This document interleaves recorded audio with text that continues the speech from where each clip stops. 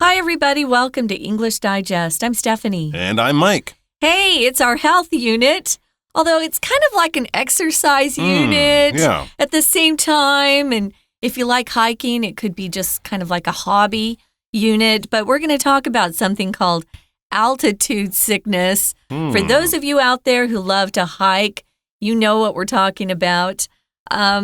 I used to hike. I can't hike so much anymore because I have asthma and it's kind of difficult to breathe. But yeah, it's a real thing. I have two friends who just got back from Machu Picchu last year. And it didn't affect one of my friends, but it affected the other. And they're both serious athletes. Oh, interesting. So it depends on your body, I guess. Have you had altitude sickness? I don't think so. I don't know. I mean, I've spent some time in the Swiss Alps, but not super high up.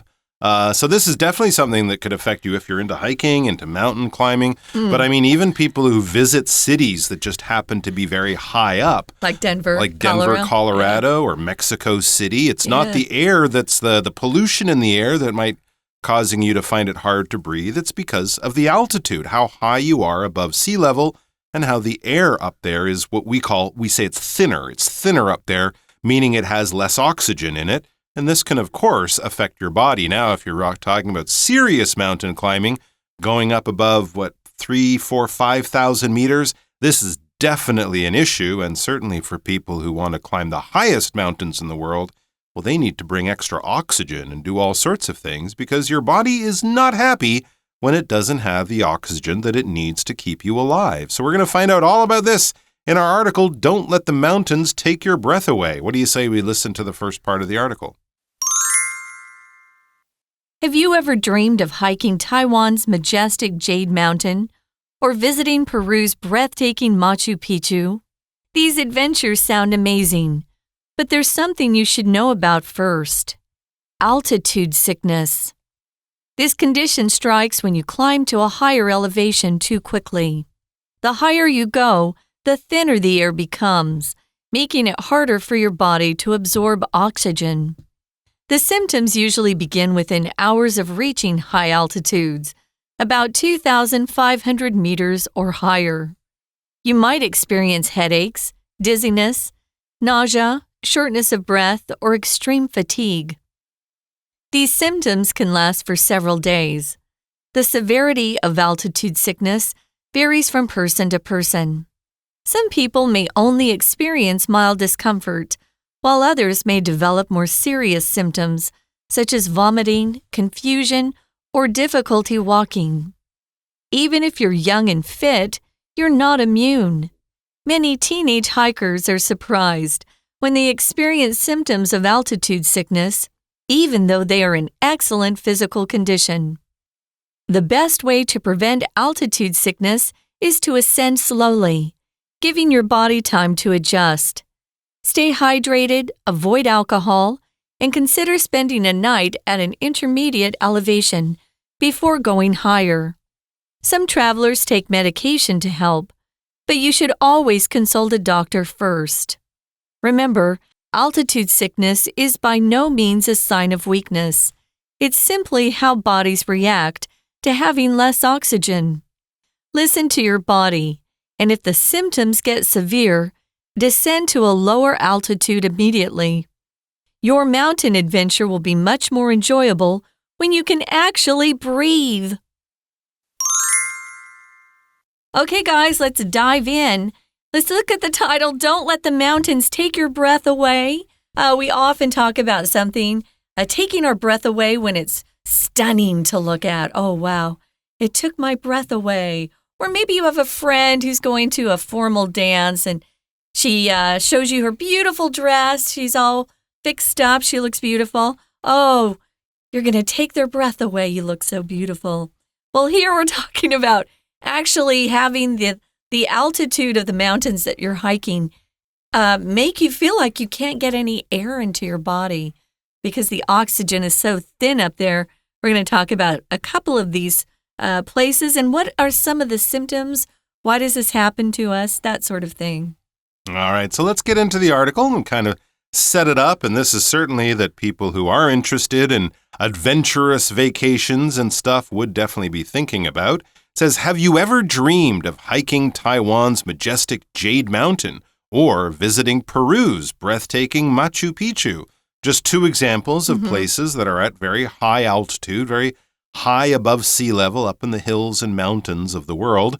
We picked here majestic Jade Mountain Yushan, of course. Alishan, I think, would also apply. These are the tallest peaks or the tallest mountains, or peaks as we call the top of the mountain in central Taiwan. Or a bit further afield, we can go across the Pacific to Peru in South America. Of course, Machu Picchu is that famous Incan town that was built about 500 years ago or so, and it's a very, very popular tourist attraction. It takes a long time to get to it. I do know that. They don't have any big roads or train lines, so you have to walk.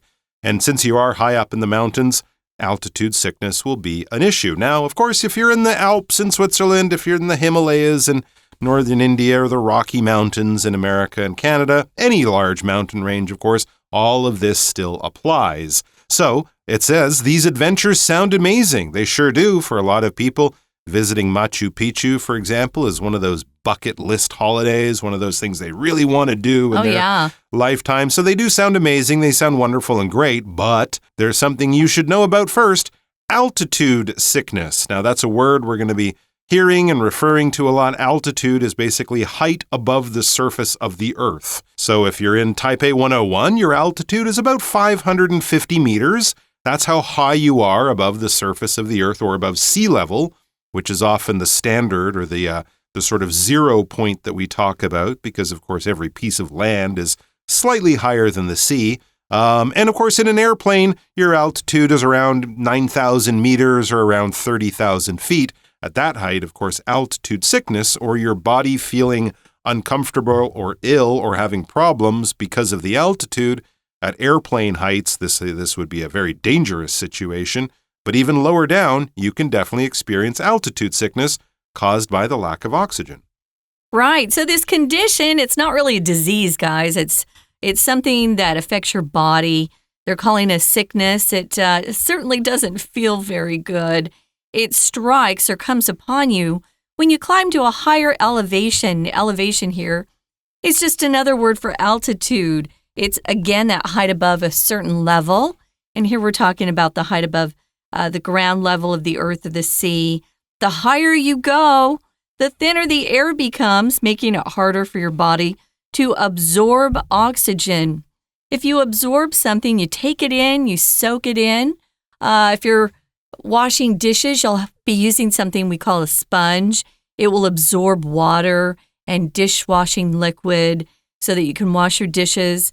You can absorb things not literally, but figuratively. Maybe you're absorbing a lot of knowledge as a new student in college. Here, it's making it harder for your body to take in oxygen, and we need oxygen to breathe. So it just affects all of your organs in your body. Sometimes it makes you feel really dizzy. We're going to talk about some of these symptoms. But it's not easy if you get altitude sickness. My friend I was telling you about before we started was they were both climbing Machu Picchu, and she had to be actually taken down to a lower level and recover for a while. So it can affect some people very strongly and others not at all. I know I grew up in Phoenix, Arizona, and we had a basketball team I followed called the Phoenix Suns. Some of you guys out there like basketball. But when they would go to Denver to play some of their games, they would actually go early as they could fly into the city so they could get used to that thinner air because that team in Denver always had an advantage. Absolutely. I know a lot of baseball players like playing in Denver because it's easier to hit a home run because the air is thinner, right? The air is actually thinner, so the ball travels further, it seems. So if you're a Shohei Ohtani, you might be happy to play in Denver because your home run chances go up. And again, but running around the bases would be much harder, I guess, if you're in Denver, too, as a baseball player. As it says here, the symptoms start about 2,500 meters or higher. This is when you would feel the symptoms. A symptom of something is basically a sign of something, and definitely, or most specifically, the sign of a disease or a sickness.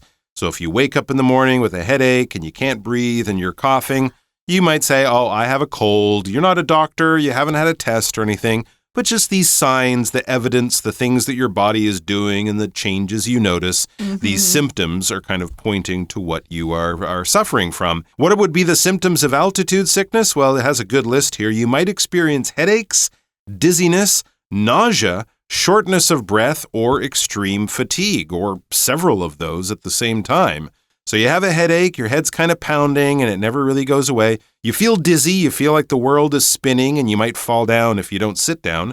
Nausea, sick to your stomach, like you might want to throw up after food poisoning or the flu. Shortness of breath, I guess, is the obvious one. It feels like you're just breathing really quickly, and doing simple things like you did before with no problem are now making you really tired and breathe really hard, like you've been jogging or something.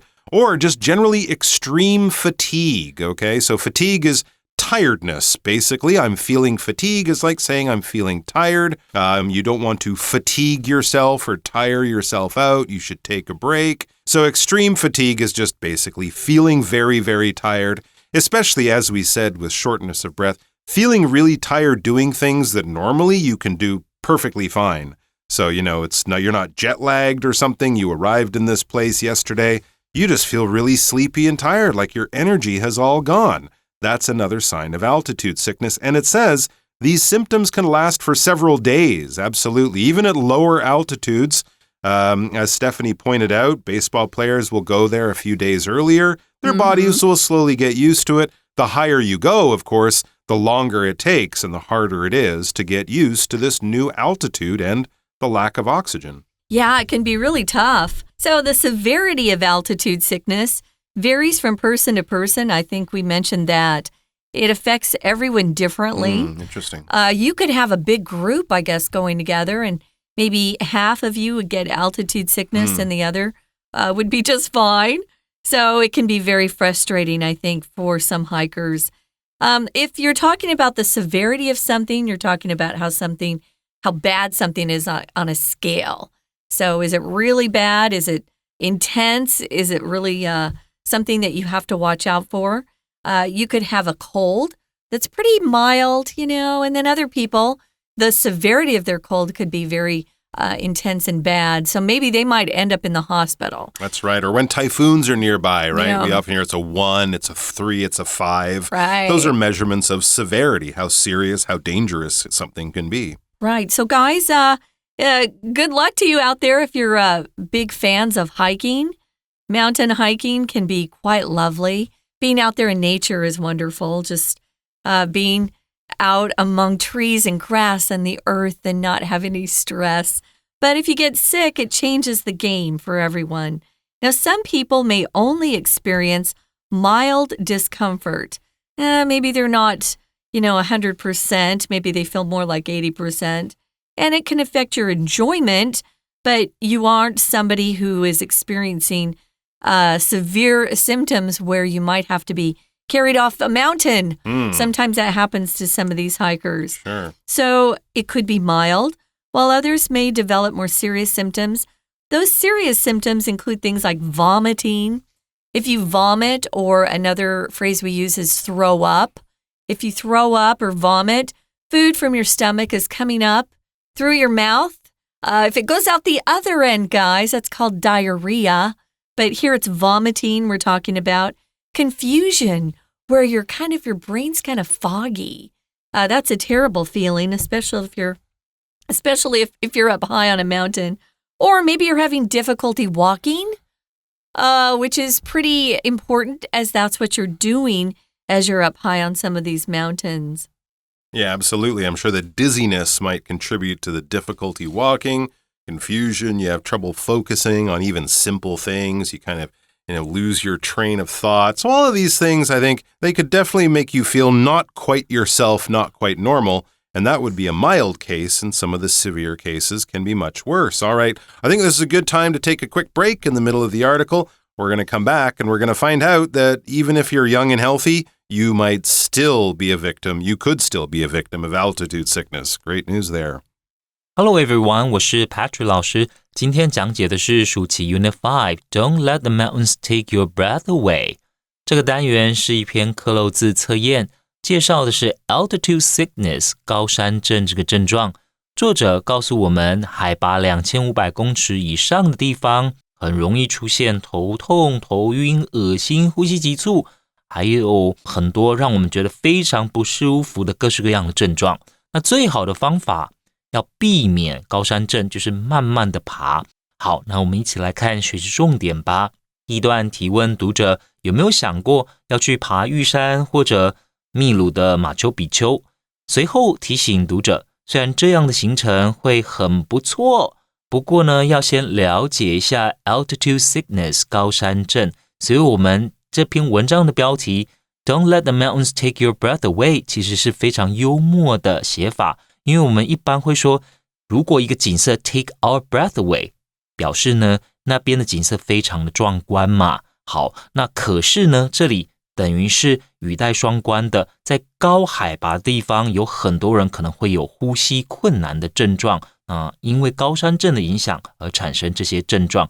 好，那总之我们看一下第一题的题干哦。第一题的题干我们发现4个选项都是动词，这一题是词汇题，我们从上下文来找出适合的答案吧。好，请同学特别注意到A burst 是爆裂炸开的意思， B strikes 是发作袭击， C flushes 是脸红，那再来 D crashes 是撞毁的意思。好，那我们看一下，因为前面已经讲到就是高山症这个症状怎么样。好，那疾病病症搭配的动词是 B strikes 发作，所以第一题答案就是选 B。 好，再来呢，请同学看到第二段我们要看第二题了。第二段提到在海拔2500公尺以上的地方抵达以后几个小时内，很多人会出现高山症的症状，包括头痛、头晕、恶心、呼吸急促而困难，可能会持续好几天。这就是第二题的题干，高山症的严重程度怎么样呢？这里有4个选项，我们发现每个选项放入空格都合文法，也都很合理啊。这时候符合前后文连贯是我们答题的关键。我们看一下后面的句子 Some people 这边，好，有些人呢可能只会感到轻微的不适，而有些人则可能出现更严重的症状，譬如说呕吐啊、意识混乱或行走困难等。好，由此可见，虽然很多人都会出现高山症的症状，不过严重的程度还是会因人而异，对吧？所以根据后面的句子，所以我们第二题选 D， 这里就是讲这个高山症的严重程度呢是因人而异的。 We're going to take a quick break. Stay tuned. We'll be right back.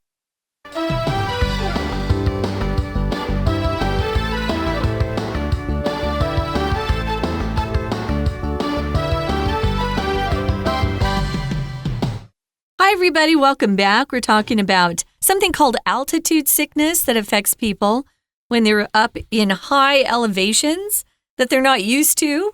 Maybe you live in a lower elevation. We're not that high here in Taipei. No, we're pretty low. We're in danger of floods. So clearly we're near sea level, yeah. I'm going up to Alishan pretty soon. Okay. So that's definitely higher. Yeah, I'm going to see if I am affected by any altitude sickness. I hope not. I hope it's pretty easy. I'm on a tour with older people too, so I should be okay. You might be the healthiest, strongest one. Well, I do have asthma, so we'll see how it goes. But as the article says, even if you're young and fit, you're not immune. So, I mean, you could be healthy, and I'm sure you are, but if you were a 20-year-old Olympic athlete or something, you could still feel this. You're not immune. It means sort of you're not altitude sickness proof. If you're immune to something, it means that can't affect you. A lot of us know that, for example, as kids, you might get chicken pox, right? Around the age of 4, 5, 6. Young kids in school, they might get that itchy thing. And, for a week or so, you're uncomfortable, you feel sick, you got these itchy red spots on you. But the good news is that if you have chicken pox when you're young, you are immune. You can be around people who have chicken pox later in your life, and it won't affect you, because you already have the defenses in your body, the antibodies and that kind of thing. Your body has learned to fight it off, so it doesn't affect you. You are immune to that. And we can also use it in other things. For example, if someone's like hey, let's go downtown and buy some luxury shopping goods. And you're like, oh, I'm immune to that. I don't buy luxury goods. I'm not interested in fashion or something. It just means it doesn't affect you in any way. It doesn't change your life in any way. So if you're young and fit, that doesn't stop you from being affected by altitude sickness. It could still cause you severe problems. And as it says, many teenage hikers are surprised when they experience symptoms of altitude sickness, even though they are in excellent physical condition. Because often, being young and healthy is really a great way to maybe not be immune to diseases, but definitely to have less of a chance of catching them, right? But with altitude sickness, it doesn't matter. It affects old and young equally, and your general physical health, even if you're in tip-top shape, you could still feel all of these terrible and annoying symptoms. Yeah, I'm kind of curious as to why it affects some people and others. It doesn't. I'd be curious to hear more about that. It's kind of like seasickness too, right? Yeah. Some people go out in a boat and they're fine. Other people, even in a bathtub, if the water's moving, oh, I feel sick to my stomach or something. It is a very strange, unique, and kind of personal thing. You're right.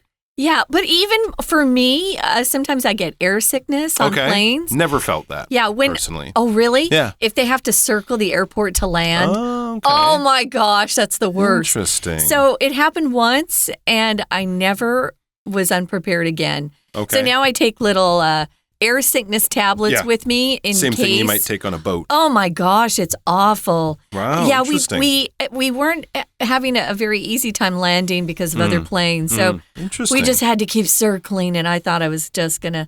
But, that's why they have those little vomit bags. Yeah, for sure. On the back seats of planes. Oh, you're not alone. Yeah, it can affect you in different ways. So there's altitude sickness, seasickness, air sickness. They're all similar in some ways. Car sickness, Some people can't read in the car, right? I can't. It makes Can them you? feel sick. Yeah, I'm fine in a car. Oh, nice. Usually. Yeah, if you have those kinds of sicknesses, you get nauseous. Yeah. So it's not very fun that way either. That's the feeling you would have before vomiting, right? Ugh. Nausea often leads to vomiting. Even if you up. haven't eaten anything. Oh, yeah. Your stomach just reacts that way. It wants to get rid of something. All right. So what can we do? Yeah. Well, we're going to find out, aren't we? Let's go to the next paragraph. Go ahead. The best way to prevent altitude sickness is to ascend slowly, giving your body time to adjust. Yes, that is the old method, the best method, but of course, the slowest method is to go up slowly, basically. So a lot of people, if they're trying to climb mountains, I mean, these days you can probably drive or even have a helicopter fly you up half the distance to the top of the mountain. But the best way is to hike slowly over days and weeks and months even, if you're going to a very high altitude. But basically, you're just giving your body time to adjust, time to get used to this. Your body will learn how to get along with less oxygen. It just takes a very long amount of time. So to ascend is to go up. That's what we mean by going up. At the beginning of the airplane trip, after the plane takes off, it will ascend. It will take maybe 20 minutes or 30 minutes to climb or to ascend up to the normal height that it will fly at. And then at the end of the trip, you will descend. Okay, that's to go down. So ascend is to go up. Descend is to go down. So basically here they're saying you should go up slowly, giving your body time to adjust, time to change, and time to get used to this new altitude. But there are some other things that you can do, which sounds like pretty good advice here. Yeah, I just wanted to mention if you do take a trip and get on a plane, you'll hear those two verbs quite a bit from the captain. We're ascending to an altitude of blah, blah, blah. Yeah, cruising altitude, or some say elevation. Descend, when it gets ready to land, the plane is going to descend. So listen the next time you get on a plane. You'll hear those two words in English, if your pilot is speaking to you in English, that is.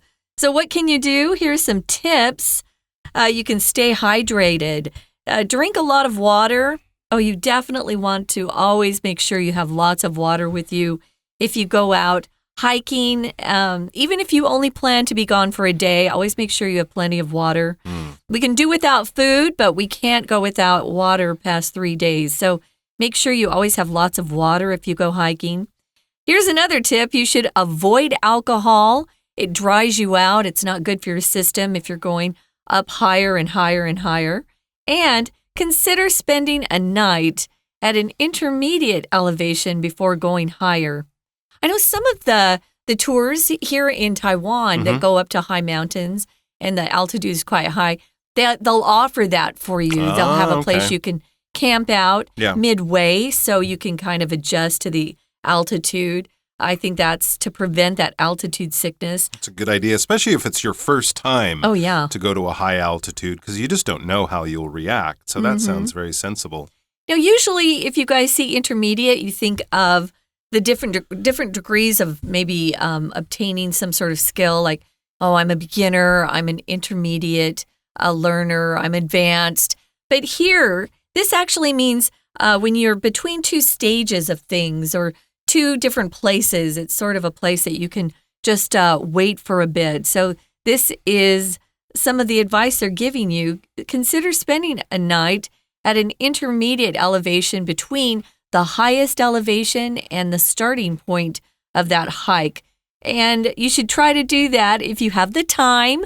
Not all of these tours or hikes offer that ability. Sometimes it's a day and you got to just go. But that's a good piece of advice. Yeah, it does. It does sound a very sensible thing to do, but you might have to plan your travels accordingly to have that middle or medium stop before you get to the high places. It also says some travelers take medication to help, but you should always consult a doctor first. So there may be some medication. I guess there are medications that help your body carry more oxygen more efficiently. I think sometimes we hear about these medications when athletes get caught taking them when they're cheating.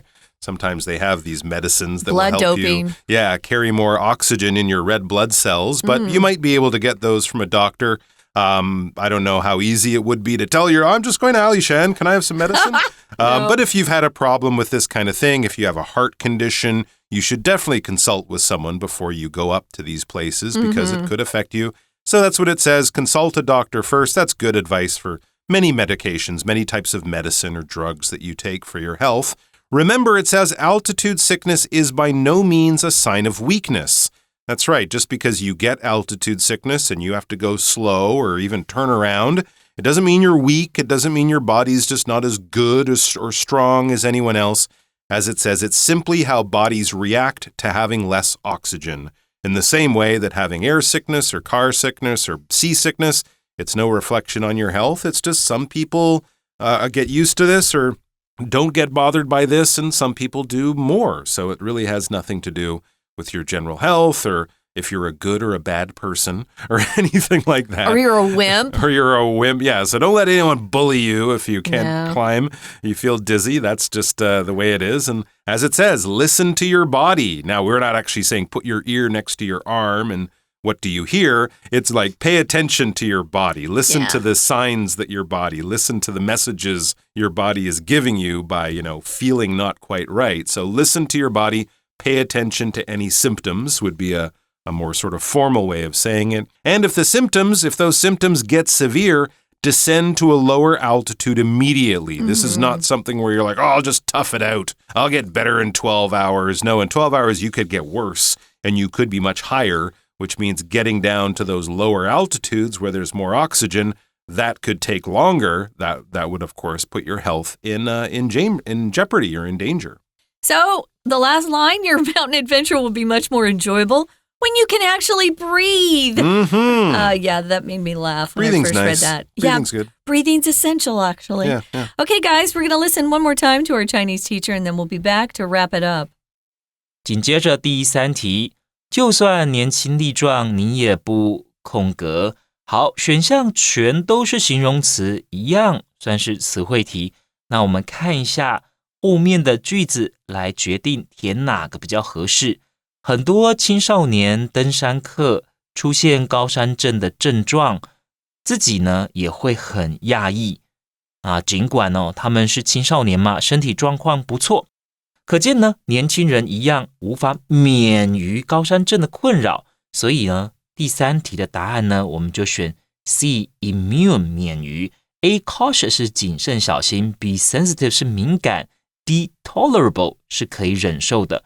比较适合的答案呢是 C 免于免疫。对什么免疫？再来我们看一下第4题，第3段开头 The best way to 好，预防高山症最好的方法是慢慢的爬。让身体呢有时间可以适应。4个选项都是动词 give， 有不同的动词变化，动点之后可以用 which 这个关系代名词作为前面 to ascend slowly 的非限定修饰，补充说明这么做的作用何在，让身体有时间可以慢慢调试。但选项当中没有 which gives。 好，那没有关系，我们可以把 which 省略掉，需要把 gives 改成现在分词 giving。 那所以答案呢，我们就选 A， 选 giving。 再来，请同学继续往下看，有些登山客会吃药预防爬到高海拔有登山症，不过呢，吃药前应该要先咨询医生。接着是第5题，记住高山症空格身体虚弱的真相，只是氧气稀薄的时候身体的反应。好，我们看4个选项都是副词片语啊。 A in large part 是很大程度上， B in no time 很快， C all in all 总而言之， D by no means 是一点也不。那因为前文已经提过，即使身体强壮的年轻人也无法免疫，所以可以推论，出现高山症不代表我们的身体虚，只是身体在氧气稀薄的地方会有的正常反应。所以第5题选 D。 好，以上就是我们针对这篇课漏字所做的解题。谢谢 See you next time. Thanks for joining us, guys. We hope you'll come back next time for more English Digest. In the meantime, check us out on Facebook and YouTube to learn some more English and practice. When you have some time with a friend who speaks English, you'll get better faster. For English Digest, I'm Stephanie. And I'm Mike. Bye. Take care.